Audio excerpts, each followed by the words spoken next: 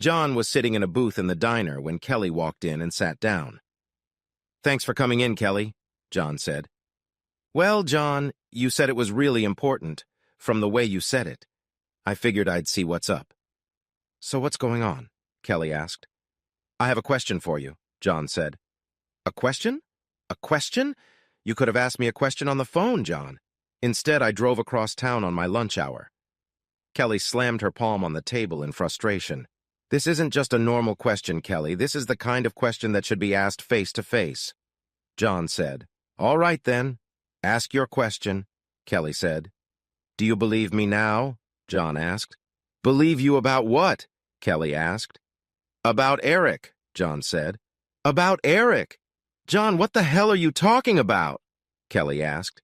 "About 3 months before we broke up, I noticed the way he was looking at you and the way he was flirting with you. I told you I didn't like it, and I told him I didn't like it.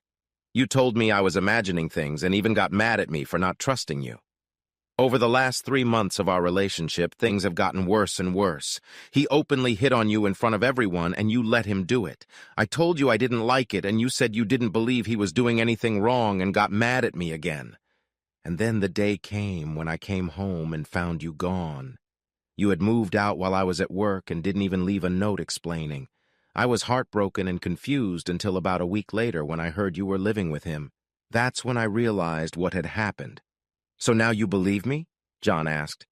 "John, Eric had nothing to do with what happened between you and me," Kelly said. "Oh, really? Then tell me, Kelly, how do I have this?" John asked.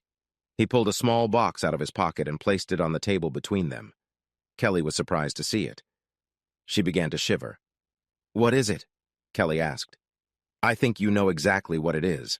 I bought it a few days before I first noticed you and Eric flirting at that party. The first time I told you I didn't like it. We were so insanely happy together. Or at least I was happy, and I thought you were happy too. When I saw him flirting with you and you told me it didn't mean anything, I put it off until I had a chance to calm down. I never got a chance to calm down. It just got worse and worse until the day you left, Kelly. You said Eric had nothing to do with what happened between us. Then explain to me, Kelly, how I walked away from wanting to give you that, being heartbroken and hating you in just 3 months. Explain it to me, Kelly," John said. John opened the box and placed it in front of Kelly. Kelly knew what was in the box, but seeing the glint of a large diamond on her engagement ring finally broke her. She burst into tears. John just sat there looking at her for several minutes. "Do you believe me now, Kelly?" John asked. Kelly couldn't bring herself to answer. She just looked at John with tears in her eyes and then got up from the table, ran to her car, and drove away. John remained seated at the table. He closed the ring box and put it back in his pocket. John was confused when some large man slid toward the booth that Kelly had just vacated. "Hi, what do you want here?" John asked. "I overheard you talking to the young lady. You were a little harsh, don't you think?" Edward asked. "No, I wasn't. We've been together for 3 years. Hell, we bought a house together. A house that I'm paying for myself now. She never gave any indication that she wasn't so happy. Until I saw her at that party flirting with him. She let it happen, but he was the aggressor. I told her it was happening. She denied it even to the very end. Now she is living with this son of a bitch. I asked her to meet me today to see if she would believe me now that he destroyed our relationship. I wanted to show her how much I loved her and how much I wanted to be with her. The ring sent her the message pretty clearly. Now I hurt her as much as she hurt me," John said. "Maybe if you'd spent more time taking care of Kelly and less time being jealous, my son wouldn't have been able to steal her away from you," Edward said smugly. "Your son? Eric is your son?" John shouted. "Yes," Edward said. John got up from the table, grabbed the man, lifted him to his feet, and punched him hard in the face, causing him to fall to the floor. Edward cringed and raised his hands to protect his face as John leaned over and looked him in the eye. "That was for raising a mean freak who steals other people's women," John said. John threw the money for his meal on the table and walked out of the diner. A few hours later, on the other side of town, Eric came home and immediately realized something was wrong. Kelly's things were gone. He dialed her cell phone number. "Hello," Kelly said. "Kelly, baby, what's going on? Where are you?" Eric asked. I I can't be with you anymore, Eric, Kelly sobbed. What? Why? Kelly, what you're saying doesn't make any sense, Eric said. He was right. He was right. He was right all along. Kelly sobbed again. Who was right? What are you talking about, Kelly? Eric asked. John, he was right. You stole me from him. I let it happen, but you stole me. Kelly, you left him willingly, Eric said. You made me say yes. I shouldn't have let you. I shouldn't have let you get so close. John and I were happy for 3 years before you started hitting on me. He told me what you were doing. I didn't believe him. He was right. Damn you, Eric, Kelly said. Kelly, don't be like that. If John let it happen, that's his problem, Eric said. No, it's my problem. He warned me. He tried to stop me. I wouldn't listen to him, said Kelly. Kelly, baby, what about us? Eric asked. We're gone.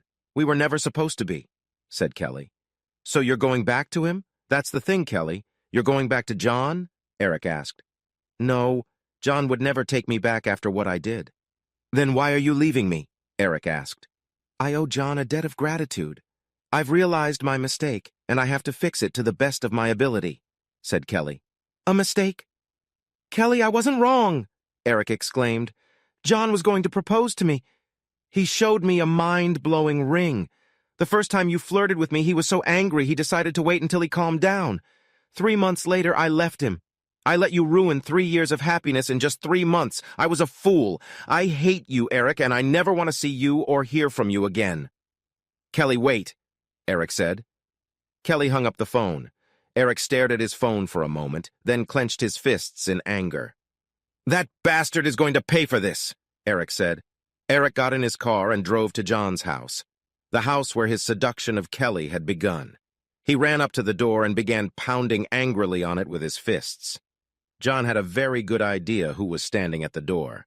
He had no idea what Kelly had done after she left the diner, but he assumed that Eric was coming to avenge his father. John was ready when he opened the door. Eric threw the first punch, but John dodged before throwing a punch of his own that threw Eric back, and he fell into the yard. Too bad. A son like his father. At least he had an excuse for being old. Did he send you here, or did you come on your own? John asked.